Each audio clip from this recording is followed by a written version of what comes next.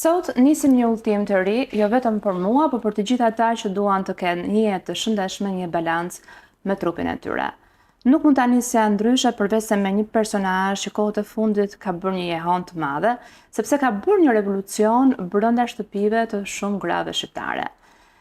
Dhe është pikërisht një nga personazhet më të rëndësishme të ditëve të sotme, mund të quhet, ai që ka bërë revolucionin e heshtur ose heroi i heshtur i shumë grave. Bëj një arsye shumë të madhe për të patur një transformim, jo vetëm për trupin, por edhe për mendjen. Arin Cama, mirë se na erdhe. Kënaqësi që jam pjesë, faleminderit për ftesën edhe fjalë të bukura, por mendoj që ka edhe të tjerë si unë që janë duke përpjek me sjell të frymë, por unë atë më përpiqem maksimum që me sjell diçka që i bashkon vajzat dhe gratë shqiptare nga kudo që ndodhen, duke pas një kant të vogël, frymëzimi dhe shtyse për mu kujdes më atëherë për veten e tyre. Po të bësh transformim nga shtëpia thjesht nga një ekran është një revolucion i madh. Dhe transformim nga shtëpia për mua mbetet një tok fjalësh që deri diku justifikojnë veten. Ne të gjithë, që para unë them, jo nuk gjej kohë për këtë pjesë, jo nuk arrita do të kap orarin e palestrës, gjithmonë gjendet nga justifikim. Si arritet ta gjesh të emër një që transformohesh nga shtëpia është arritje edhe për ta tërhequr pikërisht këtë lloj kontingjenti grash apo dhe vajzash. Ka burra në këtë? Jo, është ekskluzivisht vetëm për gratë dhe vajzat. Ne krijojmë një hapësinë të sigurt ku ato mund të krijuar një komunitet në tyre. Është komuniteti tyre. Prej kohësh tashmë, pothuajse një dekadë, jam trajner personal me kohë të plot, pra një me persona të palestër.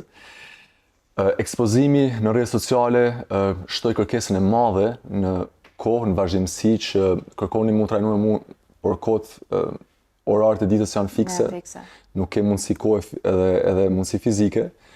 Kështu që më lindi ideja po sikur të krijoj diçka, të krijoj një sistem, të krijoj një platformë që më ia ofru këtë mundësi, ku në një mënyrë edhe me u heq të gjitha justifikimet e kohës, e pamundësisë, e mungesës informacionit, aty jemi mu, jemi gjithë bashkë, futemi, stërvitemi në ratin e shtëpisë të cilës do vajzë që është pjesë. Dhe jam shumë kurioze të di.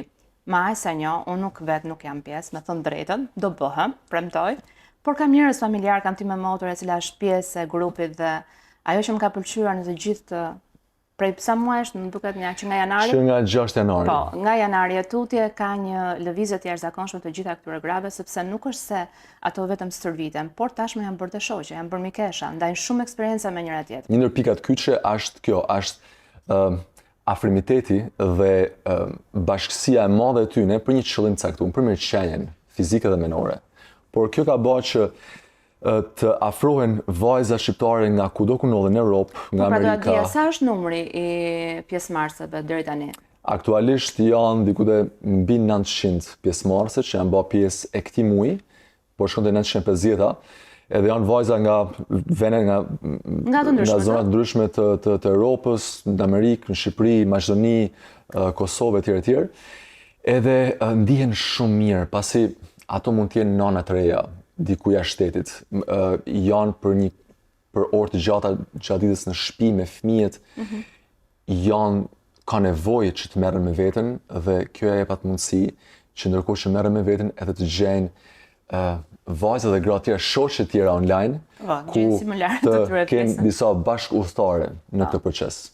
Dhe në fakt mora pjesë në një nga këto aktivitete që zhvillove së fundi. Ajo që më ra në sy ishte fakti që ti përmend edhe gratë të cilat janë nëna të sapo, të reja. Por ndërkohë pash edhe gra në moshë. Po.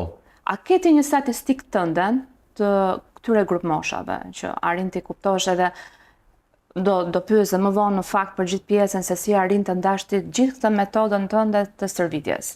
Është një llojshmëri në fakt moshash të grupi, por varion mesatarja është diku te 40 vjeç, 35-40. Mesatarja pasi ka dhe 20-25 vjeçare, po janë të pakta, 20-25 vjeç, pasi ma shumë frekuentojnë palestrën, ka ma tepër kohë fizike, janë ma të lira, ndërsa impenjimet fillojnë 25-30 e mrapa që janë me punë, me familje, me impenjimet ndryshme.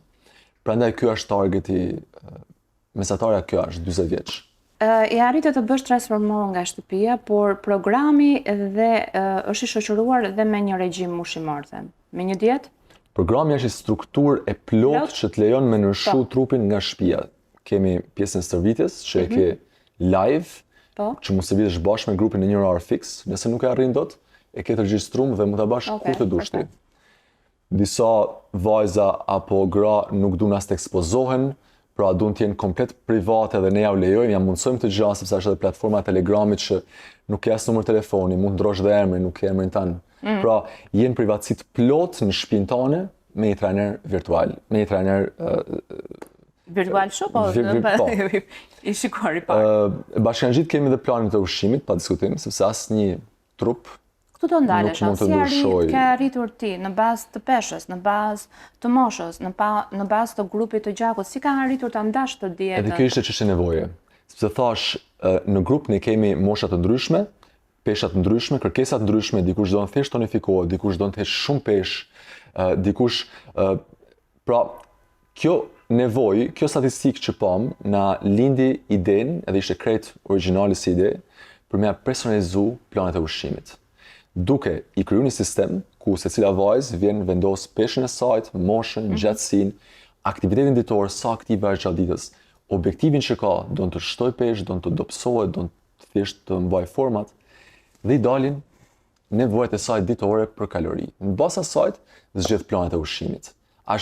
Që është përqafu tepër shumë dhe po jep rezultate shumë të forta dhe shumë të mira. Çfarë dëgjon ti? Jam shumë kurioze në ato momente dhe nuk e di se si arrin ti kontrollosh më fakt. Arrin do t'i kontrollosh të gjitha aty se si arrihet vërtet të bëhet një ushtrim i sakt dhe ndërkohë çfarë dëgjon më shumë nga ato kur dorëzohen? Unë nuk një gjëj, vetëm shoh mikat e tyne, sepse jemi live dhe ja u kam heq mikrofonat, se më ja majt hap, kështë di që një gjëj. Prandaj ja u kam heq mikrofonat, normalisht, sepse bëhet interferencë madhe, aty jam vetëm unë që flas, por shoh shpesh, shollojmë i mirë, Marin, stop, Marin. Marum. Nga myte, mund të komentojnë, kanë mundësinë me komentu aty, që aty ke llojshmëri komentesh gjatë gjithë seancës, por që qëllimi jem se cilës vajzë që vjen, u them që ky është një proces fitnessi, kujdesi për veten, stërvitja, është një proces që duhet shiju, nuk do të marrë me stres që o bobo do iki të vuj në stërvitje. Unë përpiqem t'ua jap gradualisht ngarkesën e stërvitjes, që ta përballoj lehtësisht trupi, jo të vi si bomb në seancë të parë. Kjo bën që ti ta pëlqesh seancën, stërvitjen dhe ta ndjekësh rregullisht. Kur ndjek rregullisht, CrossFit mos gaboj, çfarë ka? Është full body workout, ka ushqime force, cardio, fleksibilitet, yoga, seanca meditimi, ka gjithçka që duhet për trupin e përmendjen, për dyja bashkë. Ke patur ti në gjatë rrugtimi dhe histori personale që deri diku kanë lidhur me këto gra? Do të dashur pa dashur ti e bërë ndonjë lloj psikologu për to? Shumë vajza ma thonë këtë. Kjo dashi pa dashi tek gjithë trajnerët që e ushtrojnë këtë profesion për shumë vite bëhen të tillë. Pra futen tek mendësia, tek psikologjia e personit që kanë përpara. Po, te njëri flas në momentin që ti je fizikisht me dikë që po bën ushtrohesh palestër. Por të kesh gjithë gra? Po, historitë që ndajnë janë të shumta, mesazhet që marr janë të shumta, edhe ka mesazhe që realisht më kanë prek nga eksperiencat që kanë vajzat, nga ku vinë nga rrethana ndryshme, nga eksperienca ndryshme, nga ngarkesa, nga problemet ndryshme, edhe ajo çka feedbacku që marr nga ndikimi që po jep ky program, kjo vajzat e tjera të grupit, mbështetja që gjen si nga unë, si nga vajzat, frymëzimi e kretë energjia e mirë që është aty, jam tepër mirënjohës edhe kjo më motivon dhe mua, siç i motivojnë ato, edhe unë motivoj mbrapsht për me vazhdu përpara. Mbrapa teje kush është që të ndihmon? Pas meje deri tash ka kenë partnera jeme, Denisa, e cila ka kenë suporti që ditën e parë, pa të nuk do e kisha dalë. Unë kam bërë pjesën operative, nuk di si quhet, por ajo ka kenë krejt struktura mrapa, që është marrë me vajzat kush hyn, kush del, me krejt sistemin, dhe patës do e kisha dalë. Nga krejt puna që kemi pas, më duket që kemi pas një staf shumë madh, por realisht kena kenë vetëm unë ajo ka kenë luftë në sistemimin e kësaj gjaje, por një eksperiencë e mrekullueshme që do e kisha bë 10 herë tjera rresht. Vetë sa të ka ndryshuar transformohu nga shtëpia? Është duke ndiku goxha sepse jam të kuptu ma mirë femrën tërsi, pra nanën, vajzën, gruan, jam të kuptu pengesat që kanë, mendësinë që kanë, justifikimet e shpejta që i thon vetes. Jam të unjo me simbolikën e femrës që është simboli i nuk më vjen fjala, simboli i forcës pa diskutim, po i sakrificës për të tjerë, për familjen, për fëmijët, për të tjerë që ka afër. Dhe po përpiqemi që me ja ushqy këtë nevojën e pashmangshme tjetrën për mu kujdes për veten e saj, pasi është si ena që do të jesh ti e mbushur për me derdh tek gota e tjerëve. Prandaj duhet marrësh pak kohë se zban të nevojshme dhe të meritume, dhe plotësisht meritume për veten tënde. Ndalemi tani te kjo pjesa e rrjeteve sociale, që për mua është ka një dyzim, ka informacione të shumta, shpeshherë jo shumë të sakta. Herë shikojmë një lloj regjimi ushqimor, pastaj shohim një gjë tjetër cila ka lidhje me pjesën e ushtrimeve, por kush është vërtet një instruktor i sakt profesional i kësaj gjëje? Nga ta kuptojmë, marrim shumë informacion në fakt. Lexova një shprehje shumë bukur para janë 2 ditëve në rrjetet sociale nga një trajner, aty shumë ishte një huj. Tha, sot në këtë moment njerëzit që përdorin rrjetet sociale do ishin shumë të shnetshëm po të mos i përdorin rrjetet sociale. Pasi volumi është bë kaq i madh i informimit.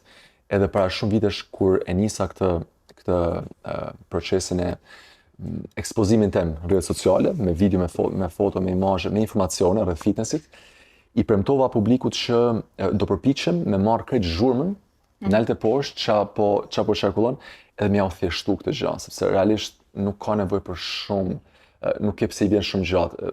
Shëndeti ka disa pika kyçe, ka disa baza kyçe, respekto ato, edhe do kesh një shëndet. Pastaj varion, ka luhatet nga pak, por bazat janë këto, janë ato që kanë qenë gjithmonë, që janë gjumi i mirë, që janë ushqimi asa më afër natyrës, që është aktiviteti, lëvizja. Pra, kur ti qarkullon energji në trup, kur ti lëvi e përdor trupin dhe nuk je si ai krau që rrin në allëshi, sa pasiv ta mbash trupin, aq më i dobët, aq më me dhimbje do jetë trupi. Kështu që siç është nevoja e kraut të lëviz, e trupit të lëviz, ashtu është dhe sidomos sot një psikoanalist e ka thënë shumë bukur Alexander Lowen që jemi duke u kthyer një kulturë menje dhe jo trupi. Pra jemi duke u shkput nga trupi dhe jemi duke stimulu shumë kokën sipër. Dhe nuk ka terapi më të mirë se të qetësosh kokën, për të qetësuar kokën se sa të lodhësh trupin. Pra kur merresh shumë me këtë, pushon kjo. Kur merresh shumë me këtë, dobësohet krejt kjo poshtë. Për ty, sa herë në javë është e nevojshme për të kryer seancat? Përditshmëria për ne gratë është e nevojshme apo 3 herë në javë, siç e kemi dëgjuar? Kush është miti i vërtet? Cili është miti i vërtet i kësaj gjë? Nuk ka mit, por ka një rregull që sa më e lehtë të jetë aktivitet fizik, aq më shpesh mund bëhet. Sa më i fortë, aq më rrallë. Në seanca shumë të forta, intensive, 2 herë në javë, 3 herë në javë maksimumi. Në seanca joge, apo seanca pilates, apo edhe ushtrime në palestër, por janë me intensitet të ulët, ajo mund të menaxhohet edhe gjatë javës. Sepse shkohet në fillim shumica shkojnë palestër për të duk bukur, por qëndrojnë palestër për mënyrën si i ban të ndihen. Pra, për mënyrën se si u ban, se si dalin. Një gjë që kam bërë në palestër na kujtova për të dukur bukur është fakti që vinë dhe të grimuara. Gjë që nuk e kam kuptuar kurrë, me thënë drejtën. Nuk kam shkuar asnjëherë e grimuar. Për këtë e vërtetoj, por si mund të djersisësh aty dhe të bësh edhe palestër, unë nuk e arrit dot, më thënë. Nuk është e këshillueshme, por është. Dëgjoj, ku shkojmë sigurisht që s'është, por më kujtove këtë pjesën e bukurisë dhe pjesën e rrjeteve sociale që ndonjëherë është bërë nevojshme që edhe atë ushtrimin e bërë aty patjetër ta demonstrosh. Ta ekspozosh në rrjetet sociale. Ma të dukshme. është pjesa e vanitetit që e ka përqafu shumë botën e fitnessit sot, si nga ana e veshjeve, e make-upeve, e kujdesit të tepërt të panevojshëm. Sfida ka objektivin e saj, normalisht do shkojmë u socializu, duam të krijojmë edhe shoqëri apo çfarë do të qoftë aty, por duke zbatu disa pika bazë të asaj. Trupi ka nevojë me qenë i lehtë, i lirë, edhe pa shtojca në lëkurë apo në fytyrë. Thjesht me nxjerr. Çfarë duhet kemi parasysh para se të nisim një stërvitje? Nëse mendoj që unë duhet të filloj të ndryshoj trupin tim. Çfarë të kesh parasysh? E para të zgjedhësh diçka që e pëlqen. Çfarë lloj stërvitje, çfarë lloj aktiviteti qoftë ai. Disiplina vjen së dyti. E para është që ti të përshtatesh, ta zëm, të pëlqen yoga, sado unë jam trajner i javë të them duhet palestër. Leni jogën duhet palestër, mos më gjë, shkon yoga. Filloj diçka, ma mirë filloj çdo që të jetë se sa me bë optimalen, se sa të ndjekësh diçka optimale për ty. Thjesht filloj diçka, aty ku të pëlqen, aty shko. Bë aq sa mundesh me bë, mos e sforco shumë veten, sepse në fillim po e nisi me vrull, do fillojnë dhimbjet e mëdha, edhe ti ke gjas stresi nga kesa ditës, e të shkosh edhe dalsh nga palesa, tu zvarrit e me dhimbjet nesërmen që me zor ulesh e çohesh. Trupi e merr si stres, e percepton si stres dhe e refuzon mendja. Mas javë, 2 javësh, muaj, okay, lun vullneti rol, por pastaj thonë të lën benzina. Edhe thu, po jo, s'po shkoj sot se nesër. Që nga justifike. E le sot e le nesër mas nesër, iku java, iku muaj. Prandaj duhet ta shijosh, sidomos në fillim, banja vetes të pëlqyeshme. Mos e bë për ditë me doj mos, nisi 2 herë në javë. Të pëlqeu, njesh mirë, kaloje 3 herë në javë. Njesh mirë, kaloje 4, mendoj që aq ta lesh për i far periudhë. Edhe shikoj si ndihesh, nëse vazhdimisht po të shtot energjia, po njesh mirë mas e del nga aty motivimi jam nuk lun marrol sepse i do dush ti që të shkosh, që ta ndjekësh. Ajo është. Vetëm duhet të them diçka që duhet të ketë parasysh kushdo që stërvitet. Sa më e fortë stërvitja, aq më larg duhet jetë orari të gjumit. Pra hitet, ushtrimet shumë forta që kanë shumë intensitet, sa më larg gjumit se ndikojnë te cilësia dhe te orari i gjumit. Se flasim për hitin dhe për crossfitin. Hiti është akoma më i fuqishëm se sa crossfiti. Jo, hiti është edhe crossfiti tip hiti është. Po, unë kam pasur 45 minuta shumë rraja, shumë kardio. Por duhet bërë mëngjes. E mira është sanse forta të banë në mëngjes. Mëngjes që të ketë gjithë të pjesën e do të jap një boost shumë të fortë për gjatë gjithë ditës, një forcë mentale që me duru lloj problematika që dalin gjatë ditës. Stërvitja. Si ushtare është një stërvitje si ushtrie deri diku. Po respektojmë biologjinë tonë sepse trupi ka nevojë për aktivitet të mëngjes në fakt. Ndarë ka nevojë për me e qetësu. Mund të bash stërvitje po larg orarit shumit. Kam parë palestra dhe kam dëgjuar kohët e fundit që janë dhe non-stop. Meqenëse përmendë oraret dhe po flasim pikërisht se sa e rëndësishme është edhe për trupin, për qetësinë e tij pas. A është e domosdoshme apo e nevojshme në momentin që ti ke një orar pune shumë të vonë dhe mbaron dhe mund të bësh palestër në orën 11-12 të natës? Sepse rutina ndryshon. Domethënë nëse unë e bën në orën 12 natës, jo 1 orë e gjysmë, maksimum 2 do të fle. Se do kryej gjithë proceset, jo do lahem, pasi do dhe më rëndësishmja ushqyerja mbas. Ose do kesh mbaruar para se të shkosh në palestër. Fjala ma me vend në të gjithë në mjeksi, në fitness, kudo pra në lidhje me trupin e njeriut, fjala ma e përshtatshme është fjala varet. Varet? Varet. Nuk kemi kur bardhëzi. Nuk mund të themi që kur këtë, kur atë, se varet nga personi, varet nga nevoja, varet nga rrethana, varet nga gjendja, ka shumë faktorë. Tani, kjo kategori personash, edhe du të kuptojmë edhe diçka tjetër që trupi është më i fortë se ç'mendojmë ne. Është i aftë me u përshtat shumë.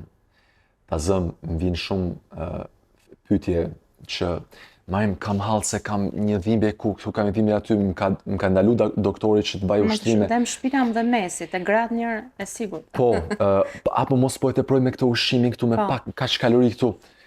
Këto janë gjëra kaq të vogla, edhe në lidhje me se po degëzohem pak, po du t'i preki sepse i hasesh shpesh.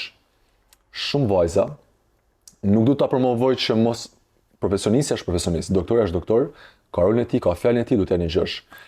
por nuk më pëlqen shpeshherë kur thonë që mos ndalo aktivitetin, ndalo stërvitjen.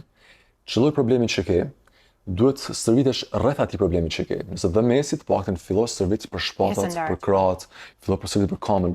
Kemi pas shumë feedback nga vajzat që e kanë ndaluar fizioterapinë kur kanë filluar programin, pra s'kan pas më nevojë, është forcuar shumë trupi, janë forcuar muskujt. Nevoja numër 1 për gjithë ne është me forcu masën muskulare edhe sistemin kardiovaskular. Pra ushtrime force, ushtrime kardio. Kombinimi i këtyre dyjave do t'japi jetë më të gjatë dhe jetë më cilësore. Dhe ditë më energjike, më të gëzueshme e më që me shiju veten tonë. Sa të rëndësishme janë edhe suplementet gjatë marrjes me stërvitje gjatë këtij procesi? Kanë rolin e tyre, kanë dhe këtu përdorim një fjalë, varet nga individi, varet nga kërkesa, nga nevoja. Suplementi vetë nga fjala është shtojc, pra është pjesës e rutinës së ushqimit. Po pikë pari duhet të jesh i sigurt para se të marrë suplement që je duke kujdes mjaftueshëm mirë për pjesën e ushqimit. Pastaj, në bazë kur i jep çek kësaj kutije, pastaj drejtohesh te suplementet për nevojat e shtesë që ke. Është D-ja që është e rëndësishme. Varet shumë nga individët, por që këto, magnezi, D-ja, janë edhe suplemente ndryshme bimore që kanë dalë tashmë, mund të këshillohen dhe jashtë asaj, pra mund të merren si diçka plus në rutinën tonë. Ekziston vërtet termi trup i përsosur, apo është një mit? Në kuptimin që siç kemi pas Sofia Loren. Trup i përsosur në çfarë kuptimi? Në kuptimin që për masat e të duhet janë 90, 60, 90. Atë po ta pati dhona e naltë, okej. Për ndryshe do i vish rrotull të shfrytzu potencialin që ke, por nëse flasim, thasha e naltë sepse ka të bëj geni që ke trashëguar nga prindërit, në lidhje me strukturën. Struktura kockore është ndërtu tashmë, pra ti e ke ndërtu që në lindje dhe sado së vitet bashkë nuk mund dalësh, nuk mund t'i zgjerosh shumë shpallat, nuk mund t'i zgjerosh shumë legen. Atë kock ke, atë strukturë kockore ke, mund të punosh rreth saj, mund të shfrytëzosh potencialin e plot të trupit aktual që ke. Pastaj varet nga syni jot, shikon diçka përsosur, ndërkohë shumë ta shikoj diçka pak më ndryshe. Shpesh kohë të fundit për pjesën e para menopauzës dhe të menopauzës kam dëgjuar e përmendet edhe ti për pjesën e forcimit të muskujve dhe të punosh me pesha. Është e vërtet? Domethënë, sa ndihmon kjo në gjithë të procesin e transformimit së gruas? Duhet stërvitemi.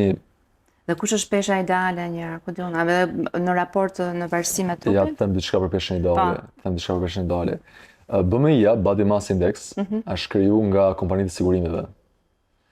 Kompanitë e sigurimeve e kanë krijuar për të parashikuar rrezikshmërinë e individëve cilëve u japin sigurimet në bazë të BMI-s. Edhe nuk është e shenjshme as të kesh masë dhjamore të tepërt, as të kesh edhe masë muskulare të tepërt. Sepse edhe masa muskulare është ngarkesë për trupin. Pra motorri jot po punon shumë më tepër. Tanë organet punojnë shumë më tepër me menaxhu masën e muskujve, edhe masën e dhjamit të tepërt, e cila krijon shumë inflamacion në trup. Kjo është histori tjetër. Por më falë se pyetja ishte. Te pjesa e paramenopauzës dhe menopauzës është thuhet që duhet patjetër të të punojmë me peshat. Na ndihmon shumë. Duhet punojmë derisa të vdesim me pesha. Derisa të vdesim. Deri 100 vjeç. Derisa të rrojmë, për sa kohë kena kam të duart me lëviz, për atë shkollë ne duhet me i vun punë dhe kundër rezistencës. Dhe rezistencë mund të jenë peshat, mund të jenë lastiqet, mund të jetë trupi yt, me peshën e trupit, mund të jenë pajisjet në palestër, mund të jetë çdo lloj mjeti që ty ta sforcon muskulin, të krijon vështirësi në lëvizje. Çdo pajisje që ty ta krijon këtë sforco, ajo po të kondicionon trupin që rri i ri, po i thot trupit që qëndroj i ri, mos u plak, sepse ti jetu përballë hala me jetën, hala me sfidat, dhe sfidat fizike e majnë trupin të ri, të gjallë, të shnetshëm, energjik. Mosha më thyer që ti e ke në palestra apo je instruktori vetë ti. Mosha më e madhe. Një zotëri, mosha diku te 67 vjeç që pata fatin fakt, sepse ishte një eksperiencë fantastike me të, pata fatin me trajnu sezonin e kaluar personalisht në palestër. Të rregullt, i Kock rregullt? shumë e fortë. Kock Shumë e fortë, shumë i rregullt, shumë i disiplinuar. E kanë shiko, te ne ka një problem. Shkoj Axha jem, i themi ne, po Xhaja, Axha jem, shkojnë palestër, te lagja e tij, shkojnë palestër në lagje, edhe i tha trajnerit, ka marrë të regjistrohem, i tha, mor Xhaxhi, je shumë i vjetër për palestër, dhe kjo mu më dha një goditje në kokë kur një zhova, sepse janë pikërisht këto mosha, pa çka mungesës totale të informacionit personit që ja ka thonë këtë fjalë. Po janë pikërisht të mosha që kanë më shumë nevojë se unë e se dikush tjetër që nga të ri, për me e lëviz kockën, me lëviz musën, me lëviz gjakun, me punu trunin, me punu krejt trupi, për me të majtë gjallë. Edhe i thash, të lutem pikë s'pari të palesër mos shko kurrë, së dyti, se s'ban do shkojnë bashkë në një palesër tjetër. Edhe, po të shkosh jashtë shtetit, palestrat janë full me moshën e tretë, edhe sidomos paradite, sepse janë pa punë, janë të lirë, edhe shkojnë, edhe shumë që kanë mundësinë, kanë edhe trajnerët personal mbi kokë, shumë të tjerë sëviten në salla, me moshatarët e tyre, me topa, me lastiqe, lloj-lloj. Pra kultura shumë e zhvilluar jashtë. Te ne akoma, por te ne palestrat paradite duhet të jenë full me moshën e tretë. Ky është një ndërgjegjësim që do ta marrim përsipër me shpërndarjet tonë, familjet tona, edhe me ja nuk ja dalën dot edhe për pjesën e pagesës. Kjo është çështje tjetër. Kjo është çështje tjetër, kjo është çështje tjetër, por duhet të ketë edhe mendoj që duhet të ketë një lloj subvencionimi, një lloj politike te kjo pjesë. Një lloj programi që mund t'i mbështesi. Për me ja mundsu. Po i rikthem përsëri programi transformohu nga shtëpia. Sa kushton, se me sa di është 20 euro, mos gaboj, apo është 20 euro për 3 herë në javë pa regjimin ushqimor? Aty ka çdo gjatë përfshirë mrena, edhe kostoja është e tillë për shkak që më ia u dhan mundësinë të tanëve me marr pjesë në program. Domethënë, mendoj që një nga arsyet që përveç faktit se kush është instruktori, mënyra se si e ndërton programin, ka qenë dhe kjo. Dhe mendoj që ke goditur pikërisht dhe me këtë. Kam dashur t'ja u bëj të aksesueshme sa më shumë personave. Kemi kategori të ndryshme të programit, kemi nga vajza që janë në pozicione të ndryshme në Amerikë, mes New Yorkut, tek vajza dhe gra tjera që janë kushte të ndryshme këtu në Shqipëri. Kështu që thash, nuk du me kriju klasa, nuk du me kriju ndasi, tanë bashkë, le të futemi të gjatë, ju jap mundësinë tanëve që t'jem pjesë. Dhe ja ke arritur. Edhe po shkon mirë, edhe mundësia është ka pra potencial, ka shumë potencial. Nga cilat vende në shtetet të botës ka më shumë? Arrin dot ti ta dëshiprosh aty në statistikat? Kemi shumë vajza nga Kosova, Italia, edhe vendet fshinje deri vefshije. Por shkojnë deri në Australi, në Kinë, në Amerikë. Imagjinoj që edhe oraret aty nuk përkojnë her pas here, sepse nuk përkojnë as pak për Amerikë, Australi e për vende të tjera. Nuk përkojnë as pak, po është e mirë është esancave të regjistruara që u mundson me u futur që ato mund ta bëjnë. Marin, gjatë tyre viteve të tua, çfarë ke bërë për veten që vërtet ja ka vlerëtur përveç këtij programi transformohu nga shtëpia? Dhe çfarë nuk e bërë ti për veten, meqense jemi në një podcast që flet për veten? Unë kam marrë kohë të mjaftueshme për veten time, tanë këto vite duke pasur një dashuri të madhe për mënyrën si funksionon trupi e menja.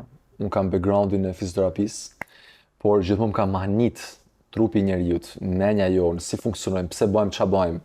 Edhe kam marrë kohë, kam studiu këtë pjesë shumë, edhe jam përpjek me apliku te vita jeme sa më shumë, duke marrë kohë për duke shput më shumë. Ka arritur ta menaxhosh?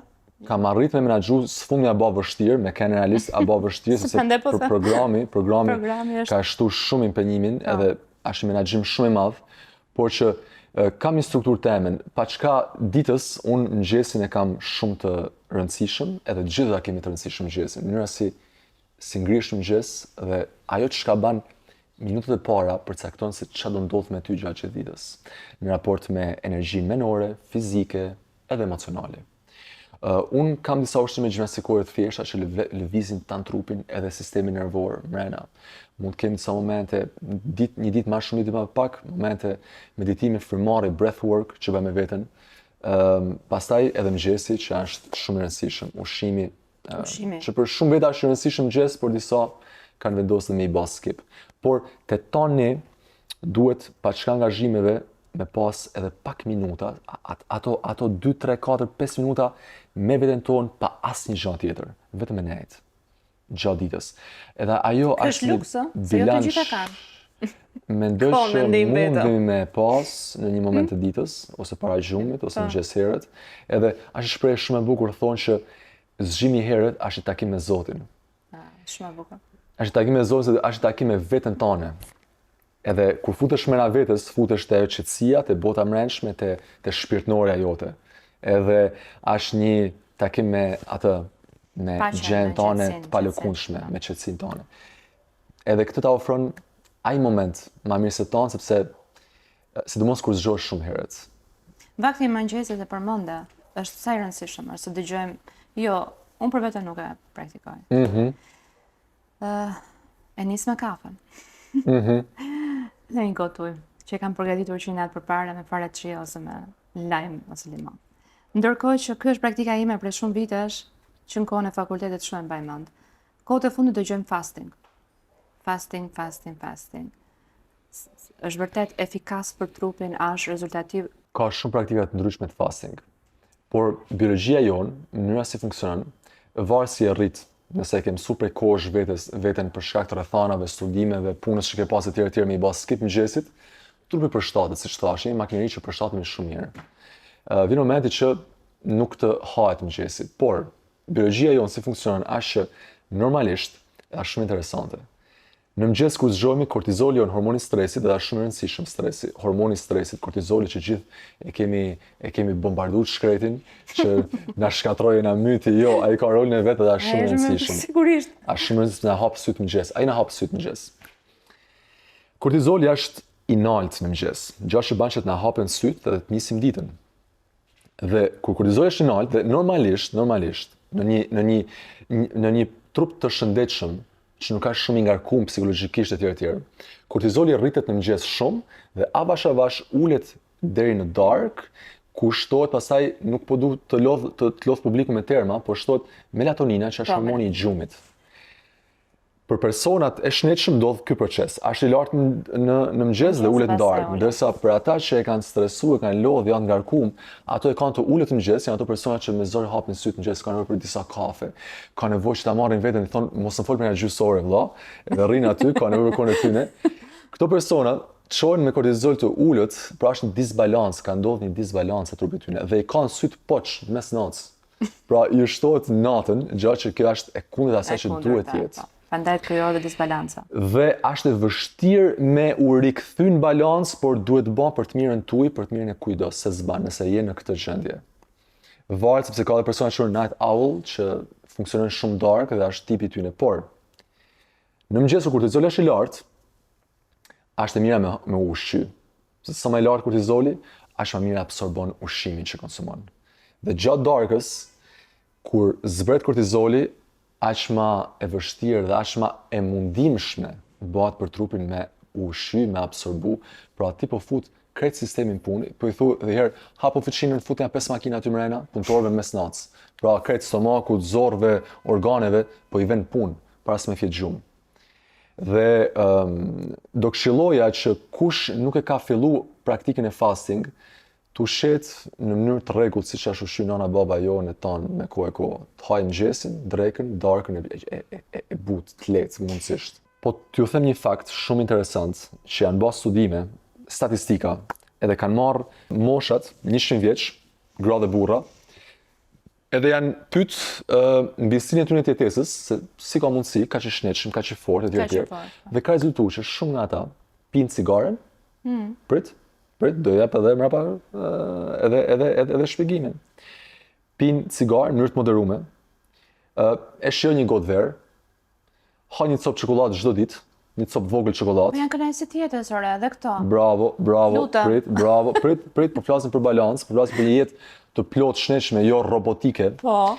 Socializohen, kanë shëshnit që dalin dreka darka, kalojnë kohë, edhe qëndrojnë gjatë në tavolinë, por nuk abuzojnë me sasi të mëdha ushqimi, sepse ngopen nga prania një tjetrit, nga një bisedë e këndshme. Pra, ne jemi duke mbush me ushqim ato mungesa emocionale, e shpirtënore, e menore që na ka sjellë ky izolimi i madh, kjo jeta e përditshme e shpejt, mungesa e socializimit.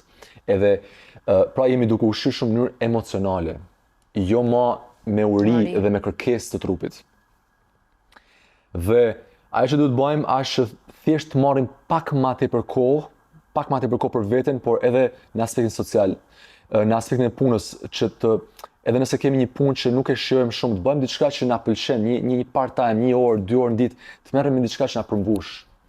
Jo si robot gjithë ditën, pra duke ndjek jetën edhe garen.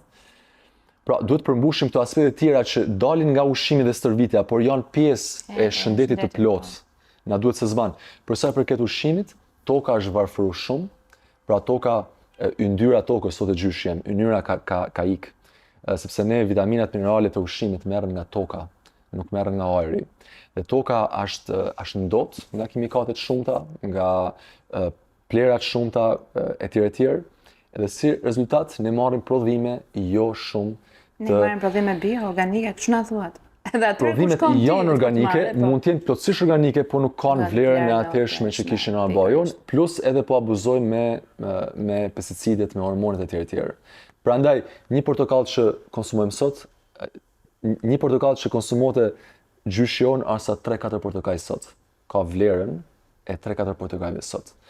Prandaj, duke u bazuar te kjo, sot suplementet janë bërë një kërkesë edhe një nevojë. Mendoj që janë shumë nevojshme.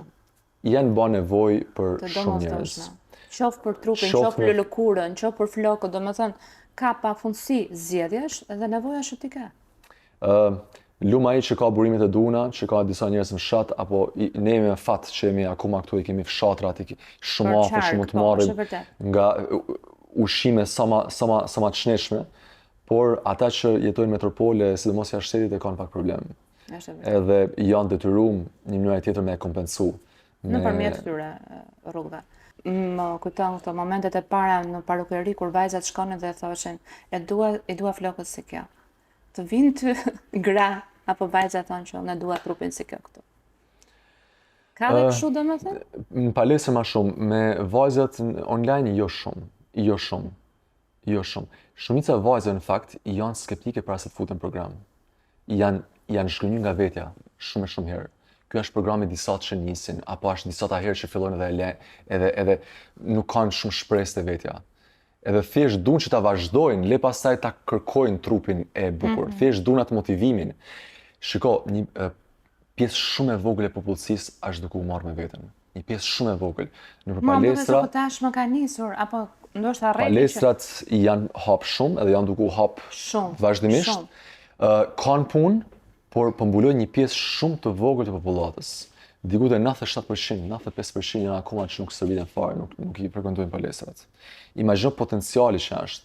Ndërsa në Izrael, për shembull, që është një kulturë krejt tjetër, që janë që të vegjël që merren nga prindrit dhe vrapojnë në bregdetit etj. Pra, është kultura e tillë, aty është full, edhe shneti, mirëqenia aty është shumë e lartë. Por te ne është shumë e pakë dhe kjo është mungesa e motivimit, e disiplinës që kanë. Dhe prandaj ajo që thash fillim, duhet ja bash vetes të kënaqshëm si proces. Ndiq një kurs që të pëlqen. Unë mendoj që është dhe brezi i ri fare, po flas për fëmijën tim, të cilin nuk ka asnjë dëshirë për të marrë me sporte. Dhe e vetmja gjë e dëshira e vetme është sigurisht dietë. Para kompjuterit edhe. Shoh që kjo lloj gjenerate e re që po hyn nuk ka interese fare. Dikur mbaj mend veten, kemi pasur orët e fizkulturës. Dashur pa dashur do merrje pjesë. Nuk e di se sa aktive janë dhe sot nëpër shkolla këto, domethënë, gjithë programi mësimor për një trup fizik të shëndetshëm. Ka shumë pak lëvizje në fakt në këtë pjesë. Është një përgjegjësi totale e jona ka shqiptarëzit të ri, që të marrim disa masa e disa rregulla, të vendosin disa rregulla strikte në lidhje me këtë pjesë, pasi ata nuk ja dinë rëndësinë normalisht. Janë energjik, janë shnetshëm, janë në shpërthimin e moshës. Është problemi i ushqimit me ta, domethënë. Pa diskutim. Lidhje me stërvitjen, unë mendoj që duhet bë një fushat e rëndësishme edhe një rregull i detyrueshëm në të gjitha shkollat, siç ishin përpara që kishim orën e fizikurës, kishim gjimnastikën e mëngjesit. Po, gjimnastikën e mëngjesit. Bënem ato ushtrimet. Unë nuk jam i detyruar, mua nuk më thot kush marrin duhet më e bë, por e bëj se e di çapo më jep, e di çapo mban për gjatë gjithë ditës.